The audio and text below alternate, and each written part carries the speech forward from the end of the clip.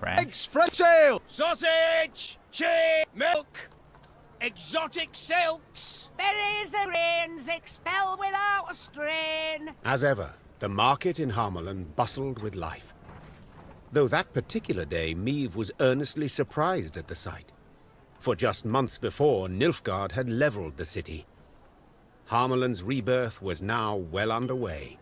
Folk hammered and sawed, and the scent of fresh mortar filled the air as the city rose from its ashes. In spite of the chaos, the mayor recognized the Queen. He rushed over to greet his illustrious guest. All this must cost a veritable fortune. Where did you get the coin, good man? It's a loan. They'll believe him at a very low rate. To be repaid a century down the line. My. A banker with deep pockets and a generous spirit. Droll, I'd say, if I wasn't eager to meet him. Nothing simpler, Your Grace. He lives in a house on the market square. Intrigued, the Queen asked to meet the mysterious financier. And who should come out to greet her, if not Mirko Vidmar? When last they'd met, Meve had helped the dwarf to raise the funds for his enterprise. I cannot believe my eyes. My royal benefactor. Oh, dinna just stand there. Come in, come in. The bank was a frantic flurry of activity. Papers rustled, coins clinked, and stamps slammed the countertops. You gave the city a loan, I heard. Preferential, to say the least. An entire century to repay it. What's the rush? Fact is, I enjoy seeing them work. The progress they make, it's mental. Every last one of them builds what he wants. In Mahakam, we'd spend a year debating whether to pound a nail 9 times or 10.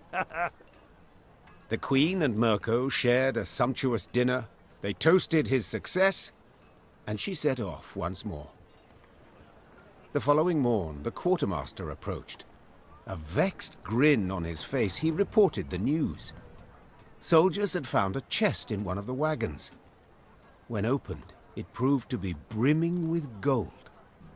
None could say for certain whence it had come, but Meve had her suspicions.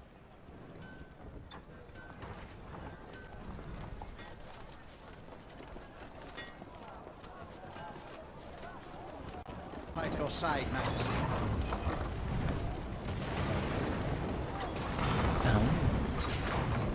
Thanks. So I guess because the dwarf lives Lyrian forever. neared Aldersburg, and it could not have been on He doesn't him. need the cash. Sun shone, birds sang, And trees there's rustled more in to a light it. breeze.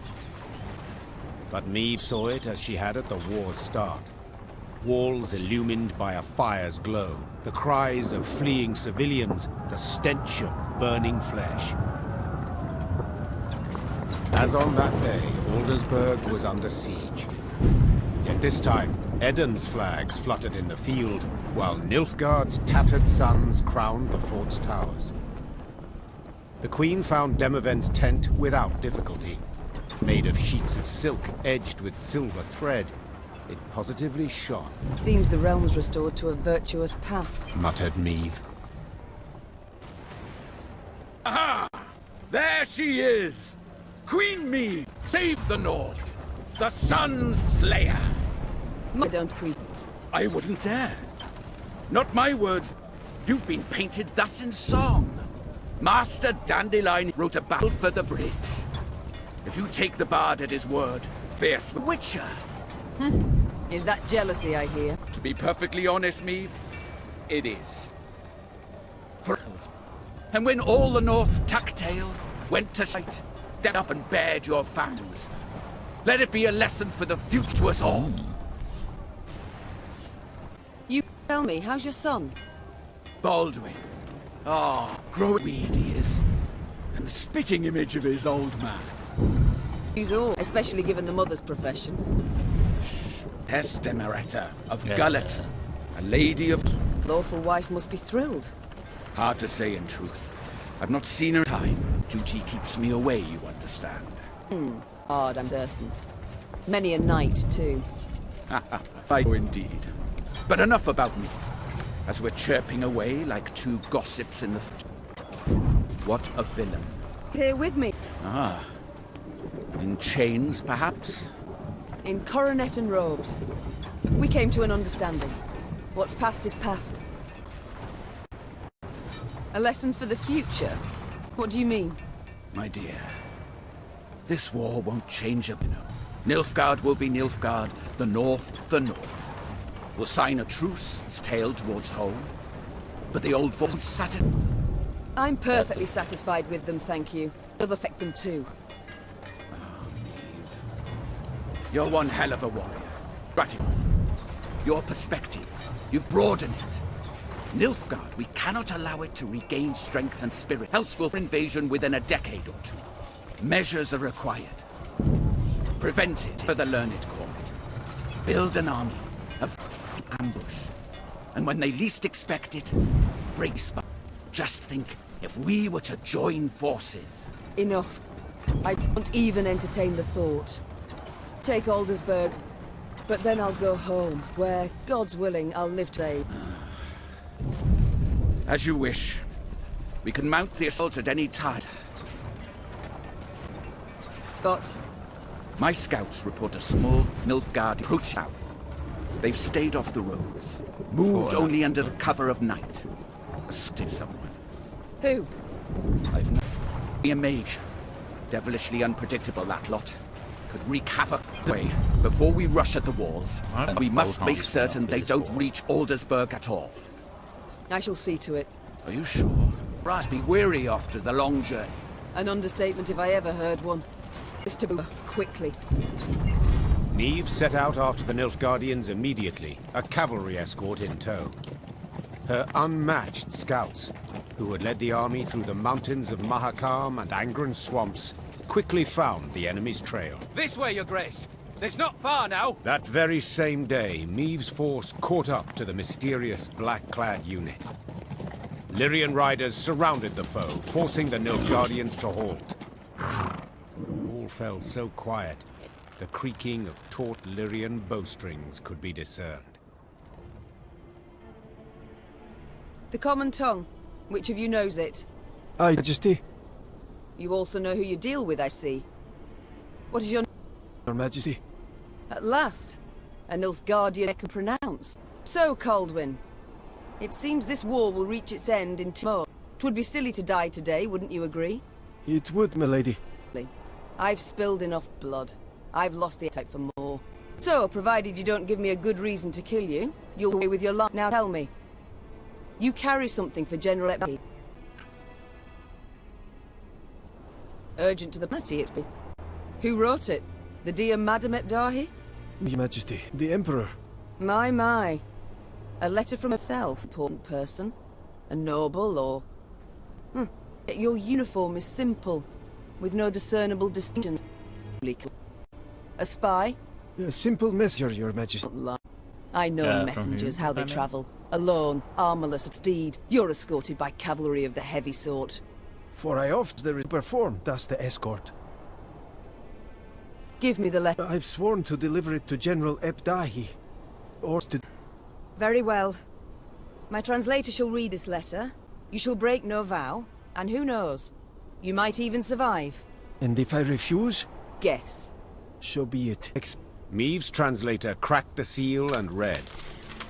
And as he read, his eyes grew wide as saucers. Then he whispered in the Queen's ear. Truly. And you're certain you're not mistaken. The wonders of this world. Kaldwin, consider this your lucky day. Allow you to complete your mission with Izo. Tis... Send him the letter. You will give the General my regards. As court set towards Aldersburg, the Lyrian soldiers looked at their queen with disbelief.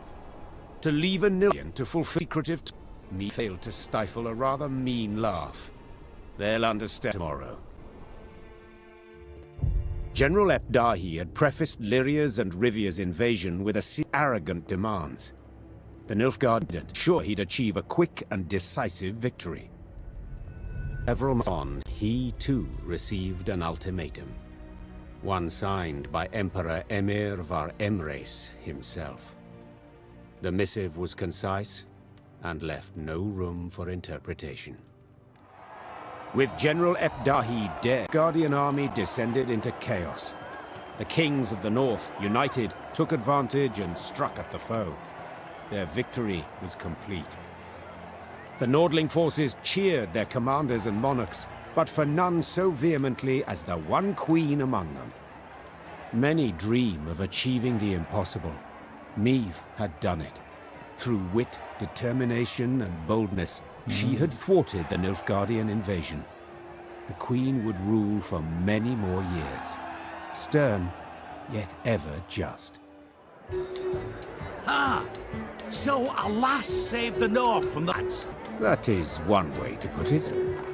Well, and a chap. She find herself one in the end?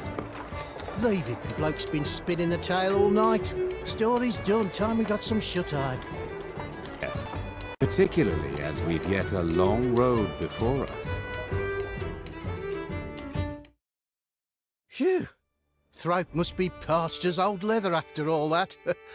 Except, I'm itching to know what happened to the lot of them.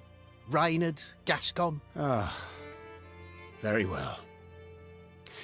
Whom shall we start with? Willem? He worked hard to regain his mother's trust and respect, took on missions regardless of the risks. The lad who Nilfgaard as a tool now sowed terror along its borders.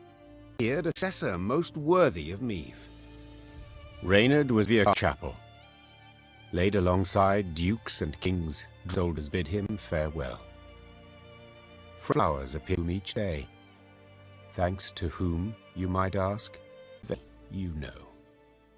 Having settled in Gascon, life worthy of his noble origins.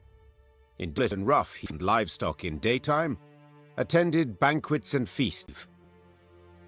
And then one night, saddled his favorite mount, and disappeared without a trace. Nilfgaard owed its defeat chiefly to Meve. In the Empire, he was uttered with utmost respect. Returning soldiers spoke of her generosity, referring to her as Gvedin, the tenacious one.